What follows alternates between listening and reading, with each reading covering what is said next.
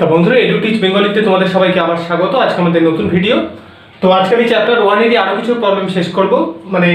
তো chapter 1 actual বিশিষ্ট দ্বিঘাত সমীকরণ, গণিত প্রকাশ দশম শ্রেণীর যে বই আছে, পেজ 22-এ আমরা আছি। তো আমি অলমোস্ট প্রায় প্রবলেমগুলো শেষ করে ফেলেছি, আর কয়েকটা দুটো তিনটে ভিডিও করলেই মনে হয় আমার প্রবলেমগুলো চ্যাপ্টার 1-এ আমি শেষ করে ফেলতে পারবো।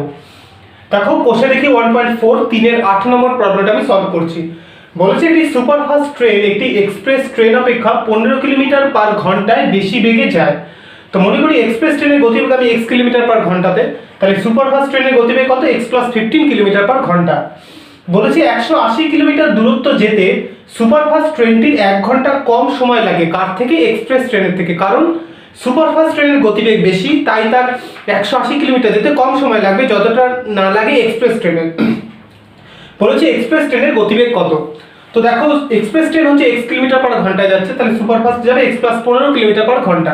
তাহলে 180 কিলোমিটার এক্সপ্রেস ট্রেন যায়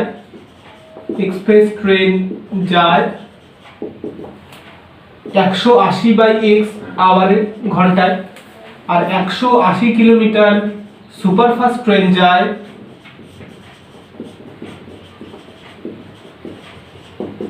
180/x + 15 এত আওয়ারে। তাহলে এই সুপারফাস্ট ট্রেনের যেহেতু গতিবেগটা বেশি, তার যেতে 1 ঘন্টা কম সময় লাগে। তাহলে 180/x + 15, এটা সুপারফাস্ট ট্রেনের সময় লাগে 180 কিলোমিটার যেতে, সেটা কত? 180/x - 1, কারণ এক্সপ্রেস ট্রেনের লাগে 180/x ঘন্টা, তাহলে সুপারফাস্ট ট্রেনের লাগে তার থেকে 1 ঘন্টা কম। এই যে কোয়াড্রেটিক ইকুয়েশনটা, এটাকে আমাকে সলভ করে x এর ভ্যালুটা বের করতে হবে। তো দেখো তুমি এখানে কমন নাও, 1 = 180 × 1/x - 1/x + 15। তো তুমি কত পাবে দেখো, 180 × 15 / x × x + 15 = 1, or x² + 15x - 15 × 18 মানে কত হবে? 2700। 15 × 18 মানে 270 × 10 মানে 2700 - 2700 = 0। এবার দেখো 2700 কে আমরা লিখতে পারি 45 × 60। তাহলে 2700 কে আমরা লিখতে পারি 45 × 60। 60 থেকে 45 বিয়োগ দিলে কিন্তু 15 আসে। তাহলে কত পেলাম? x² + 60x - 45x - 2700 = 0। এখানে আমি কি পাবো দেখো, x + 60 × x - 45 = 0। দুটো কোয়ান্টিটির গুণফল 0, তাহলে আমি কি বলেছিলাম? আইদার এই কোয়ান্টিটিটা 0 অথবা দ্বিতীয়টা 0। তাহলে x এখান থেকে x এর দুটো ভ্যালু কি কি পাবো আমরা? x = -60, 45। দেখো x আমরা ধরেছি এক্সপ্রেস ট্রেনের গতিবেগ অত কিলোমিটার পার ঘন্টাতে, তাহলে সেটা কিন্তু কখনোই ঋণাত্মক ভ্যালু হতে পারে না। তাহলে -60টা ক্রস 40টা হচ্ছে রাইট, 45টা রাইট। তাহলে এক্সপ্রেস ট্রেনের গতিবেগ কত আমরা পেলাম? 45 কিলোমিটার পার আওয়ার। আর সুপারফাস্ট ট্রেনের কত? x + 15 মানে 45 + 15 মানে 45 + 15, এটা মানে হচ্ছে 60 কিলোমিটার পার আওয়ার। এই দুটো ট্রেনের ভেলোসিটি আমাকে বার করতে বলেছে। তোমরা দেখে নিও প্রবলেমটা। বন্ধুরা, এটা আমাদের পরের প্রবলেম। কোষে দেখি 1.4 3-এর এটা 9 নম্বর প্রবলেম। পেজ 22-এ আমরা আছি, 3-এর 9 নম্বর প্রবলেম। তো তোমরা যারা এখনো পর্যন্ত আমাদের চ্যানেলের নাম এডুটিচ বেঙ্গলি তার সাথে পরিচিত হওনি, তোমরা কিন্তু অবশ্যই আমাদের চ্যানেলটিকে লাইক, শেয়ার এবং সাবস্ক্রাইব করবে, এবং পারবে যত সম্ভব নিজেদের বন্ধুদের মাধ্যমে স্প্রেড করা। এবং আমার এই পড়ানোর মতামত নিয়ে যদি তোমাদের কোনো নিজস্ব কোনো মতামত থাকে, এই ভিডিওর কমেন্ট বক্সে কিন্তু আমাকে অবশ্যই জানাবে। দেখো বলেছে, রেহানা বাজারে গিয়ে দেখলো প্রতি কেজি মাছের যা দাম, ডালের দাম তা হতে 20 টাকা কম। তো মনে করি মাছ পার কেজি হচ্ছে x টাকা, ডালের দাম কত বলেছে? মাছের থেকে 20 টাকা কম। তাহলে ডাল কত হবে? x - 20 এত টাকা পার কেজি। এবং চালের দাম বলেছে প্রতি কেজি 40 টাকা কম। তাহলে চাল কত? x - 40 এত টাকা পার কেজি।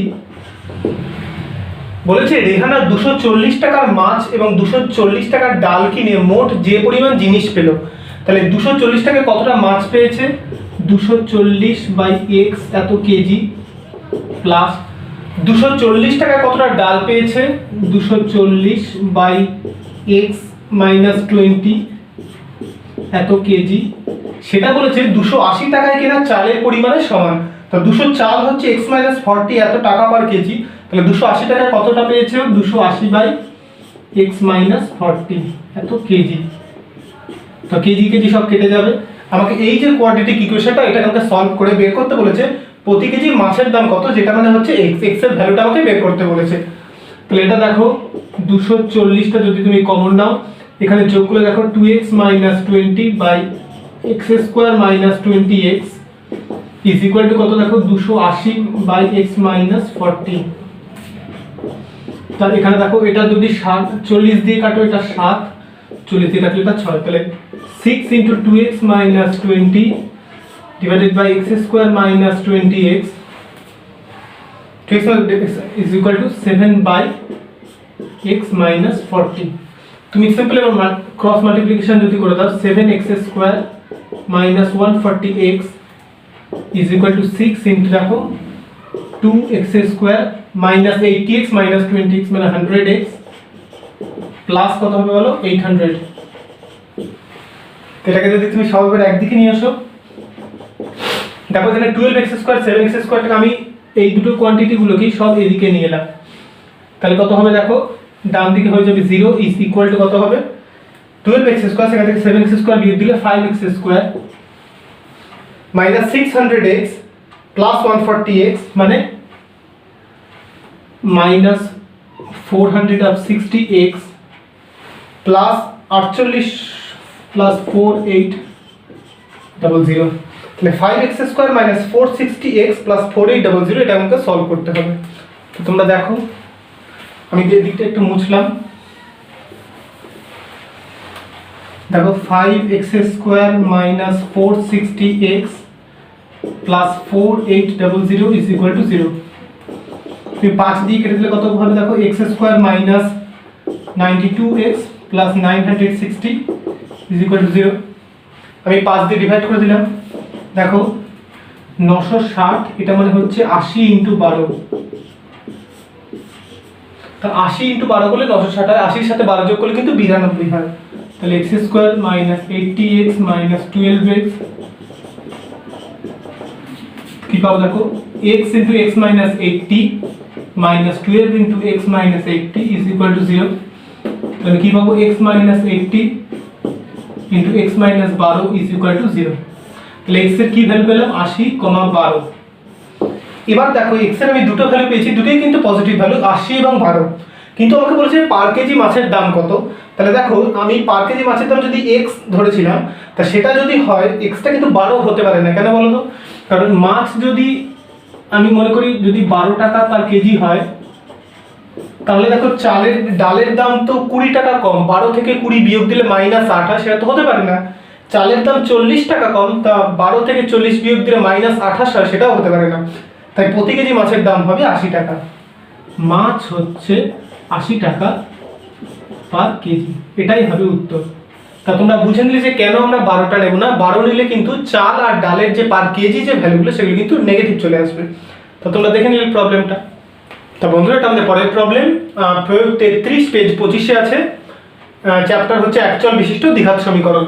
বলেছে দেখো k এর মান কত হলে 2x square minus 10x plus k is equal two 0 এই সমীকরণের যে রুটস গুলো বীজদ্বয় মানে হচ্ছে রুটস, সেটা বাস্তব হবে এবং সমান হবে।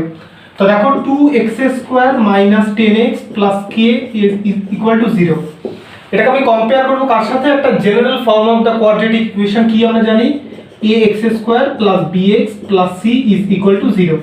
তাই এর সাথে যদি কম্পেয়ার করি দেখো x স্কয়ারের সহগ হচ্ছে a, তাহলে এখানে a কত হবে 2, b হচ্ছে x এর সহগ সেটা মানে -10, c মানে কত কনস্ট্যান্ট টার্ম সেটা মানে হচ্ছে k। তাই এই সমীকরণে যদি রুট আমরা কি পাবো x is equal to -b plus minus under root of b square minus 4ac divided by 2 into a।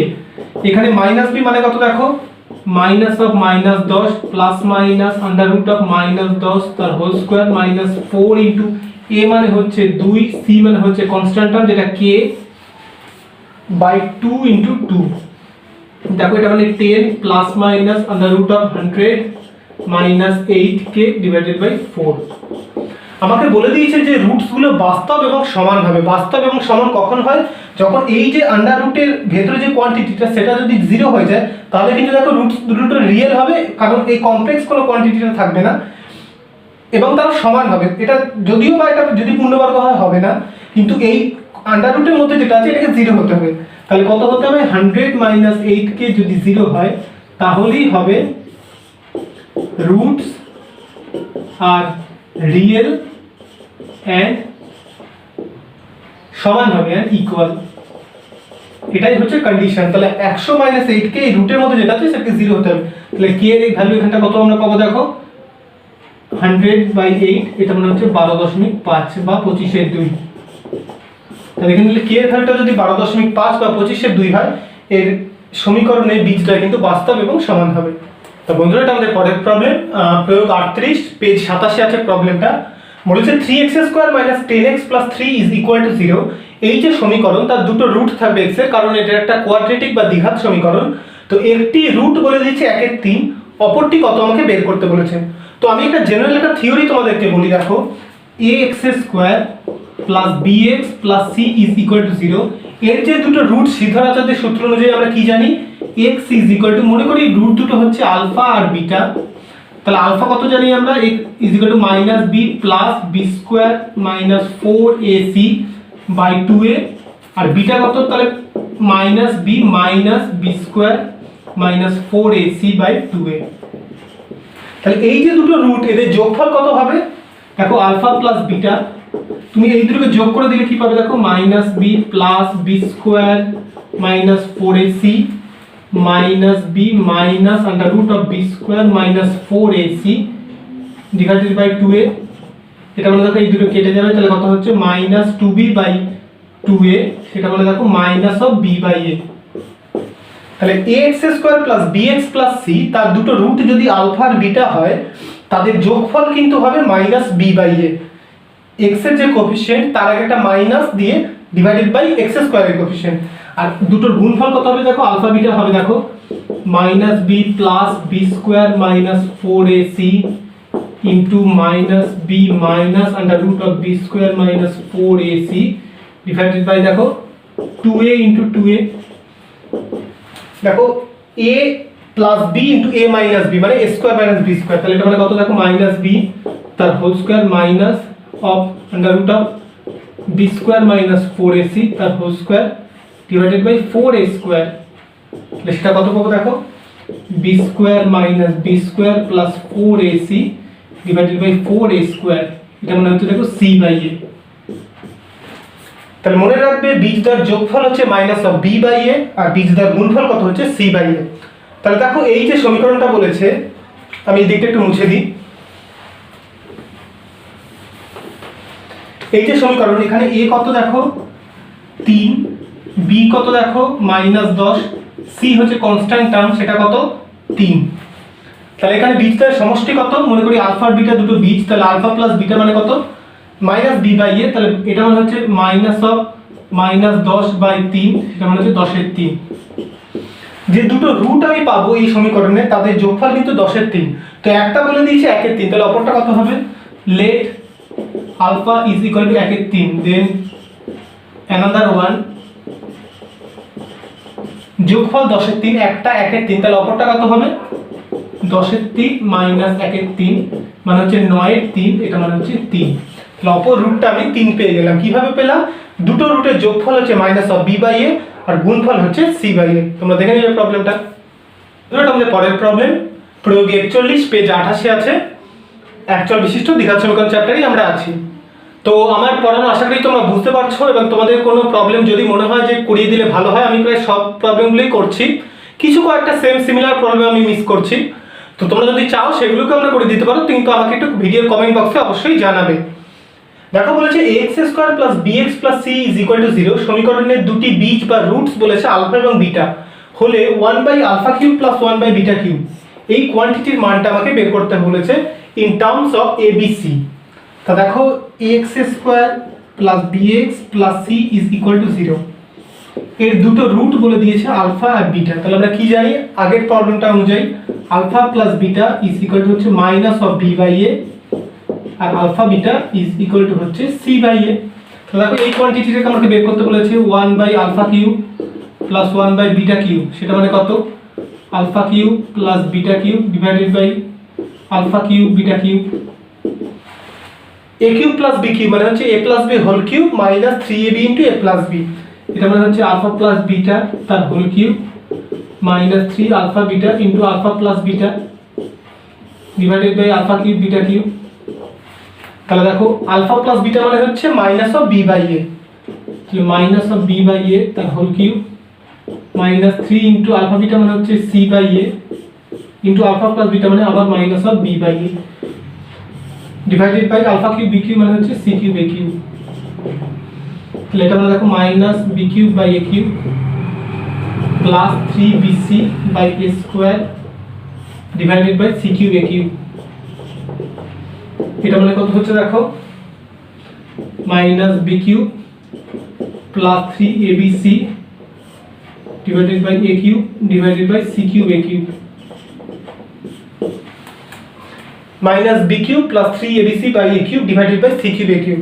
তাহলে দেখো এই এ কিউব কেটে গেল, তাহলে কত পেলাম অ্যান্সারটা আমি এখান থেকে পরের স্টেপটা এখানটায় লিখছি যেহেতু স্পেসটা একটু কম আছে। তাহলে 3abc minus b cube divided by c cube, সেটাই হচ্ছে answer. 3abc minus b cube divided by c cube হচ্ছে এই 1 by alpha cube plus 1 by beta কিউবের মানে, এটা মানে হচ্ছে 3abc minus b cube divided by c cube. বন্ধুরা আজকে আমি ভিডিওটা এখানেই শেষ করছি। আমি যেভাবে পড়াচ্ছি আশা করছি তোমরা বুঝতে পারছো, এবং তোমাদের যদি নিজস্ব কোনো মতামত থাকে আমাকে কিন্তু অবশ্যই জানাবে। তোমাদের সাথে দেখা হচ্ছে পরের ভিডিওতে। ভালো থেকো, সুস্থ থেকো, নমস্কার।